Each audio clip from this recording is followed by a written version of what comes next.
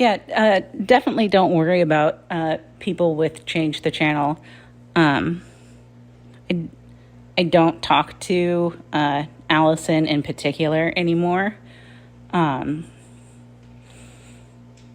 because it became very clear that everything is about her 100% all of the time, and that she was just using me.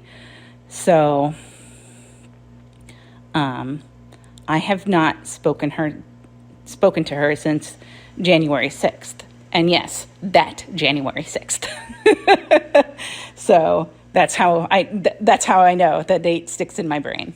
I mean, you can have problems with whoever you want to have problems with. That doesn't bother me at all. It's not like I 100% endorse everything that people who I am friends with or friendly with, whatever, it's not like I endorse everything they ever do. Like, I am friendly with Kaylin. I would not consider her a friend by any stretch of the imagination. I unfriended her on Facebook. And I had even blocked her for a while because I didn't trust her. I thought she was leaking information about me,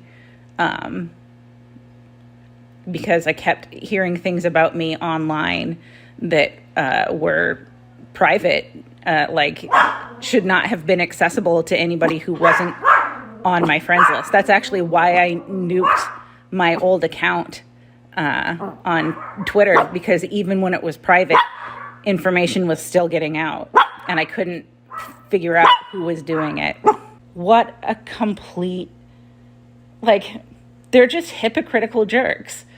Like, they wanted all of these things from Doug, but like, they don't think that they need to do anything for anyone else. They just want things from other people and don't think that they should ever have to give anything back. And that annoys the shit out of me. And that was basically why Allison and I fell out, was because I was like, it's just take with you. Yeah, I think with Marsha was in a lot of ways a lot like Lewis in that hyper loyalty. And because of that, plus, like, she had such severe anxiety that was like, small things seemed so major to her that I don't think it was ever her intention to lie. But I think that she just didn't recall things the way they really happened. So I was like, I mean, but that's not true.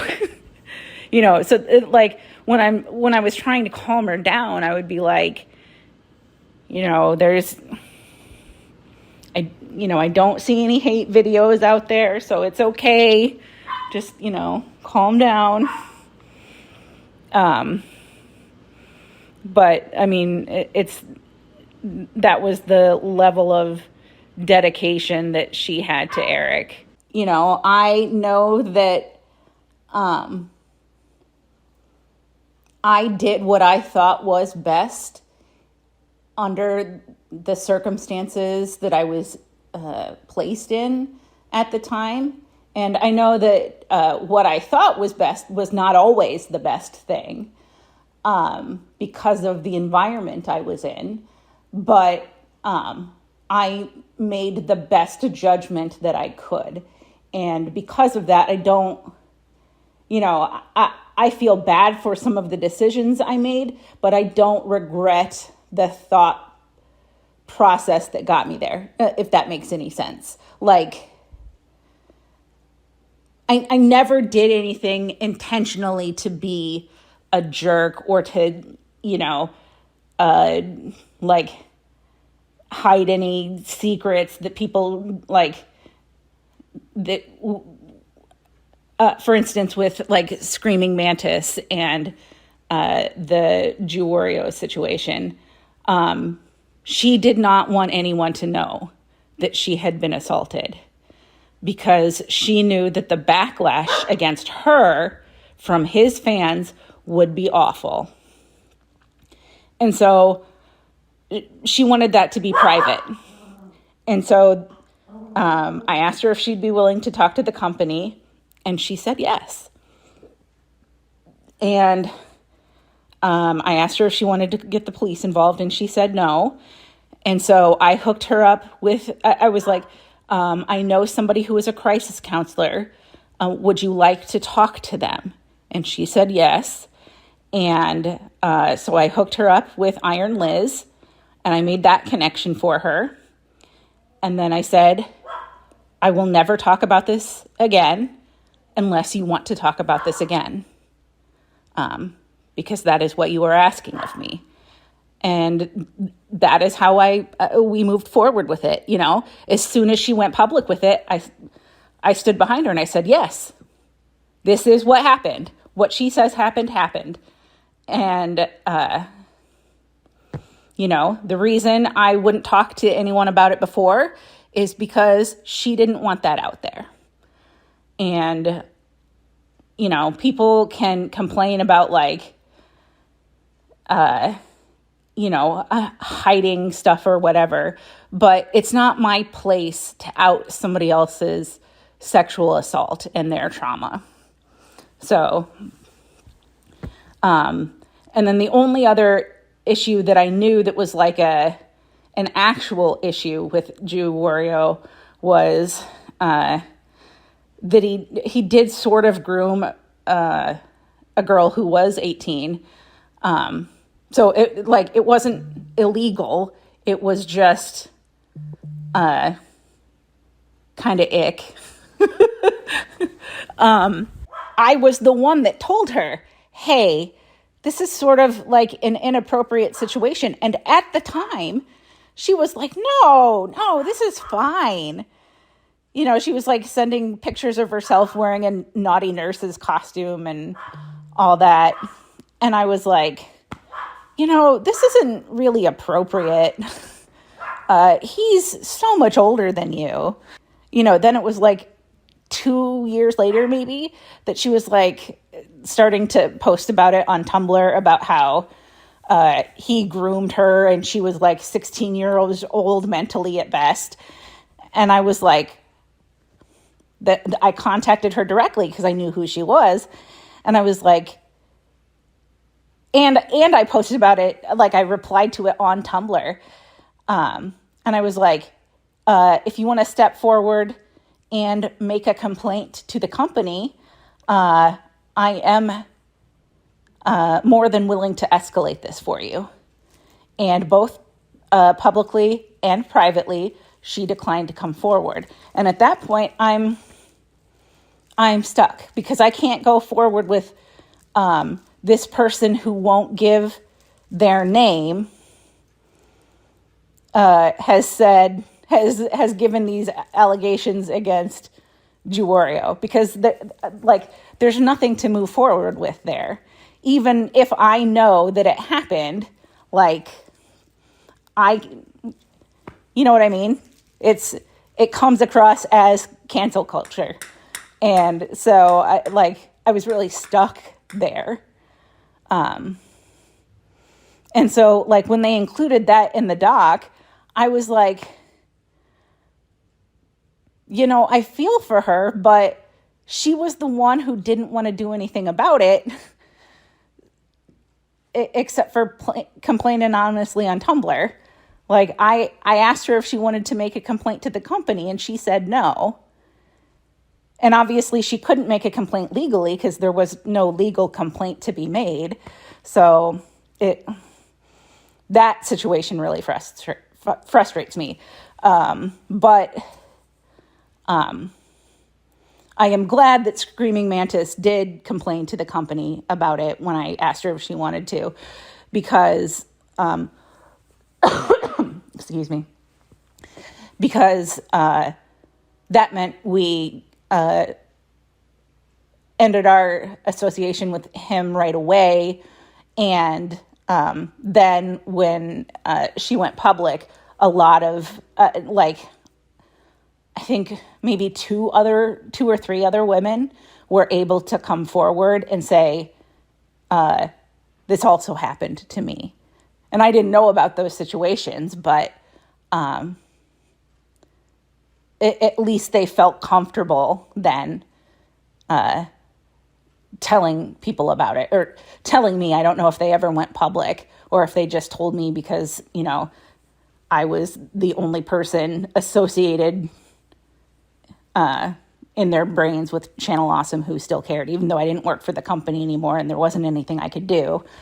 And Justin is dead. But I think in their eyes, it was like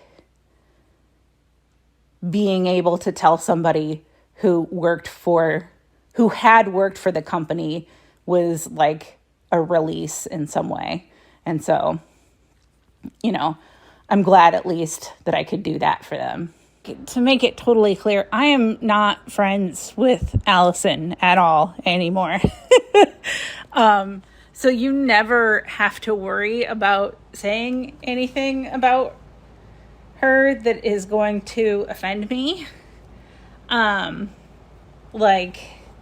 She and I had a falling out 4 years ago, and I don't really care about her, but she is really bitter about it to me. So yeah. But yeah, we're not friends. It was sort of one of those situations where I realized she had never really been my friend. And I was like, oh, all right. So you've just kind of been using me this whole time. All right. And she didn't like that I called her out on that, or on her childish methods of non-communication and her passive-aggressive behavior. And yeah, tried to get all of our friends involved in it, and they did not give a fuck. The only thing that I was upset with, well, there were two things that I was upset with Channel Awesome about. One was that it took 3 weeks, because if you remember that chat log, I was just sort of like, hey guys, why is this taking so long?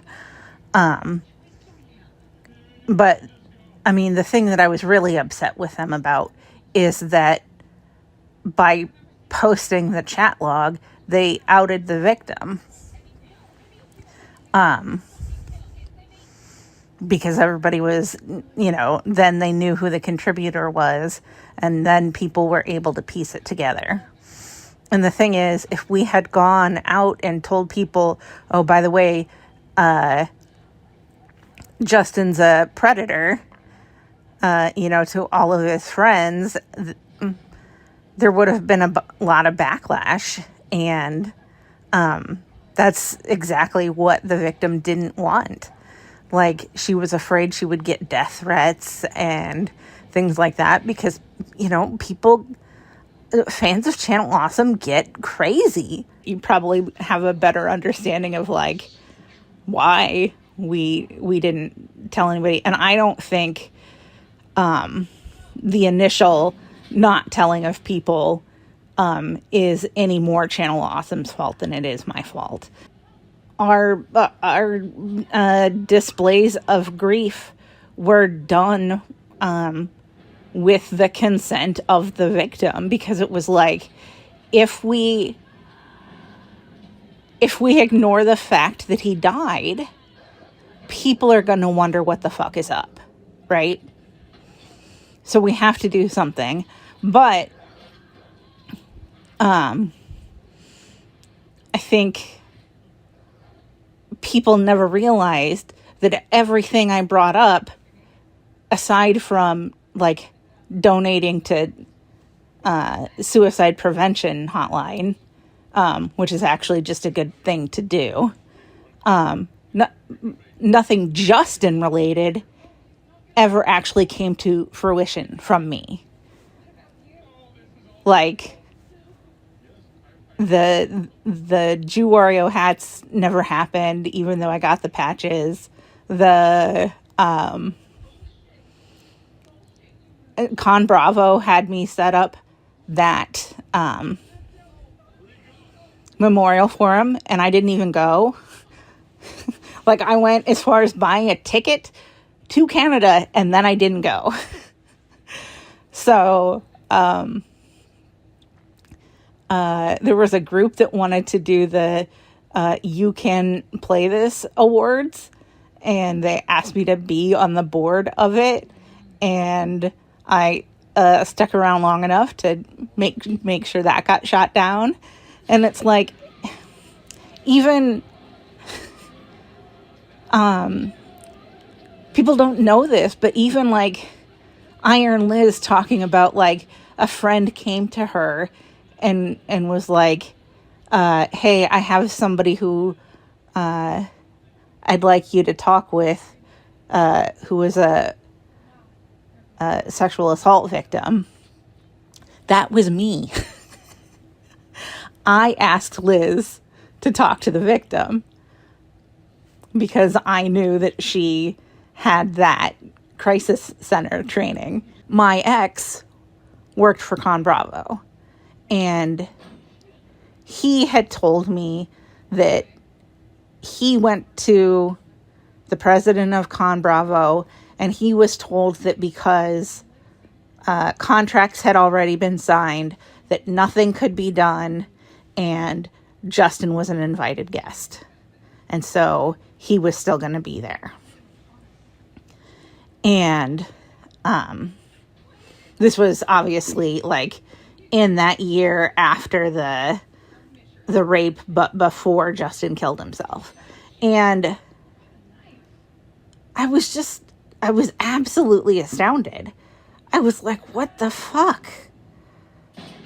Oh, okay, I guess.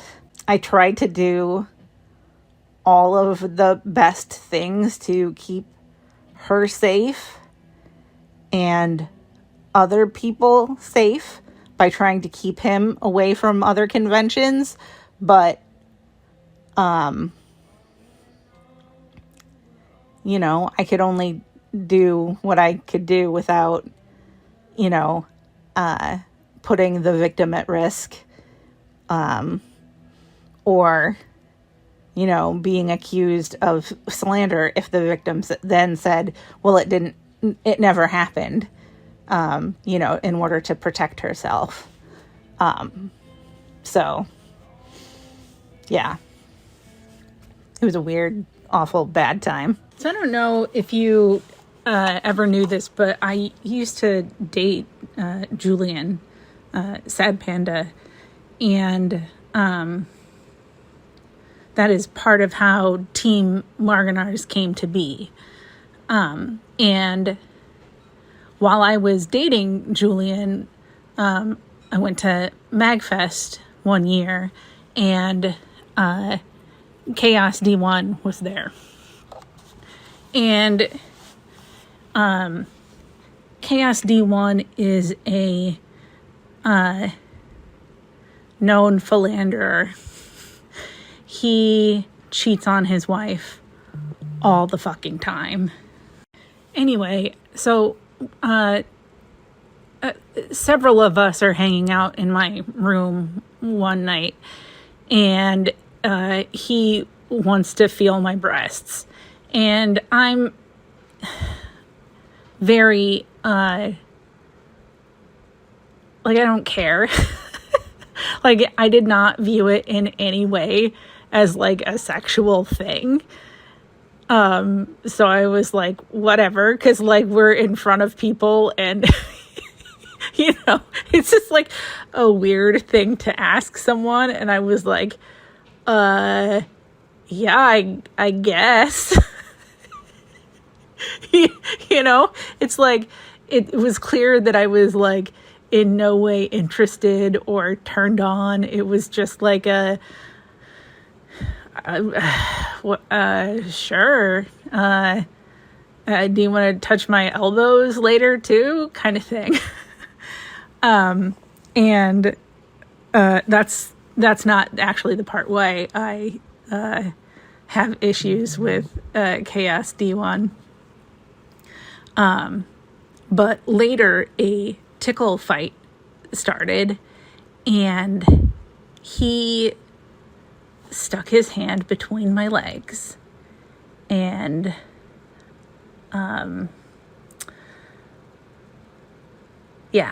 touched me you know where. And I immediately pushed him away, pushed his hand away, sat up, and I was like, everybody get out now. And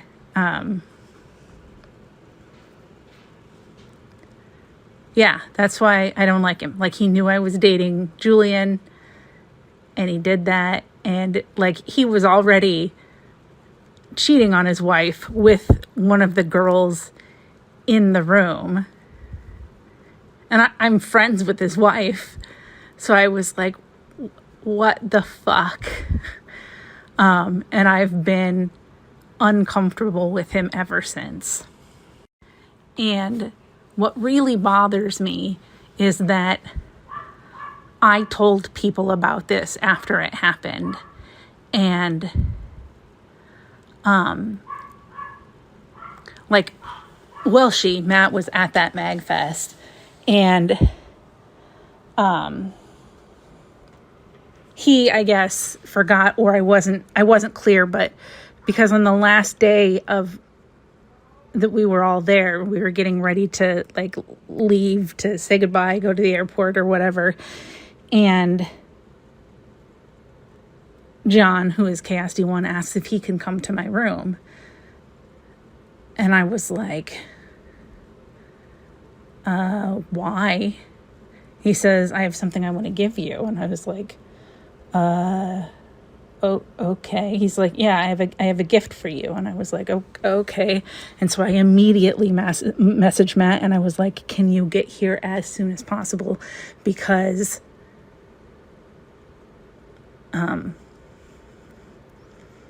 John is coming to my room, and I don't want to be alone with him. Because I had previously told him in the stairwell, what had happened, but it was like during a crazy night of partying, and I think he just like forgot that I told him, or got it confused with something else, because that MagFest I also had to accompany somebody to the emergency room because they got incredibly sick, and I missed almost a whole day of MagFest because of it, and it really sucked.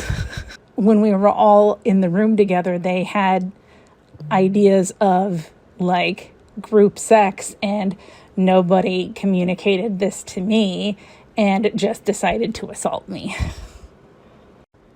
But Matt always has my back, and Matt uninvited him to his wedding. Even though I ended up not being able to go, he uninvited him to his wedding and everything. And I was very thankful for that. And I had told both Phelan and Julian, and I know Julian never liked him in the first place, so like Phelan and Allison still talk to him, and that's another one of the big reasons that I don't talk to her anymore. I'm like, this is a real thing that really happened to me, and like, you just hang out and talk to this guy? Like, my roommate came back to the room shortly after it happened, and she saw the look on my face. And she was like, oh my God, what happened? In a Spanish accent, because she's Puerto Rican. But yeah, and she's hated him ever since. So yeah, that's the story about Chaos D1 and why I have no pity for him whatsoever, and he can die in a fire.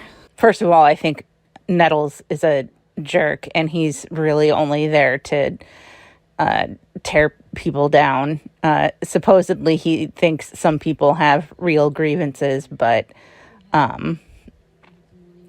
he's really cherry-picked who he thinks those people are. And it's only like 2 people or something. So one of the things they wanted me to do when they first brought me on was to have me go through the books, because they were running everything through QuickBooks. And part of the problem was they did not bring back receipts from Kickassia. None. They had like no receipts. And I was like, how am I supposed to verify if any of these charges are correct or valid? Or like, I can't balance the books if you guys don't get receipts. And I tried explaining that to Mashad, and he wouldn't listen. And, in the meantime, Ellis is telling me, like, what a great worker I'm going to be and all of that. And, then I find out that it's just him buttering me up because he wants me to date him, and he comes over to my house one night and he's, like, holding my hand and stroking it and talking to me. And I was just like, all right, but like, you have a wife. And then, like, as I start going through the books more and more, I start seeing all of these charges where it's like every time Ellis goes somewhere, he buys himself a meal. He gets gas. Even if it's just like driving to Rob and Doug's house, or because this is, way before we had a studio. So we would just meet up at each other's houses. So if it's, meeting at Rob and Doug's house, or if it's meeting at Mashad's house, or if it's coming over to my house, he would get gas. He would have a meal. And then I started seeing like all these Walmart charges, and it would be like 15 cans of cat food or something like that. And I was like, what the fuck? There's no way that this is a valid charge. Like, what am I supposed to do with this? So, like, he's essentially embezzling money from the company through his corporate card by just, like, charging anything in the world he wants to it. And Mashad's just letting it happen. Finally, I get pulled aside for not doing my job on the books. And I'm like, listen, here's what's going on with the books if you guys want to talk about the fucking books. And I was like, what he's really mad about is, because, now this is Alice calling me out about the books. Why haven't I been doing my job? Because I turned him down. And,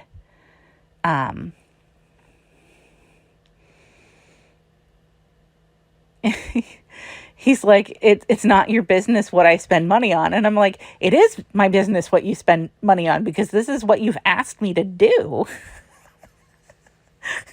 It was so dumb. And no, I wouldn't trust Mars Girl as far as I could throw her. I'm pretty sure that she was leaking stuff from my Twitter account at one point, my old Twitter account. And so, like, that was part of what caused me to shut down my old Twitter account, because I could not figure out who was on my friends list and still screenshotting old tweets. And I knew that Mars Girl had a history of being, like, she had an account on Kiwi Farms, and she had been, like, she had an account on Something Awful, and, like, she's always been in touch with trolls.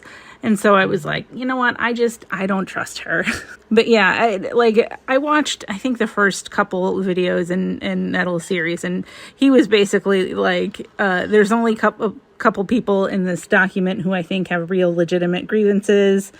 And, you know, it was like Fool Fantastic and a couple of other people. But even then, he's not very sympathetic to them. So, yeah, he just seems to be in it to like tear everyone down. I mean, like I said about my falling out with Allison, they care about their own mental health and they don't really care about anyone else, about how they're doing or anything. It's about, you know, what can you do for me? But with Kaylin, I just feel like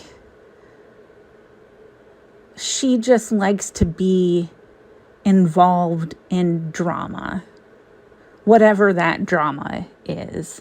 I have no idea if Nettles has done a video on me yet or not, because I don't keep up with that stuff. So, yeah, I don't know. He may have done, but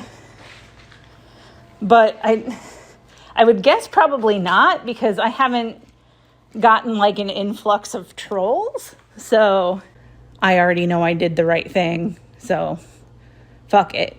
If he's going to talk about the other stuff, then, you know, I'm more than happy to chime in about those things. Those were funny stories that I told on Twitter.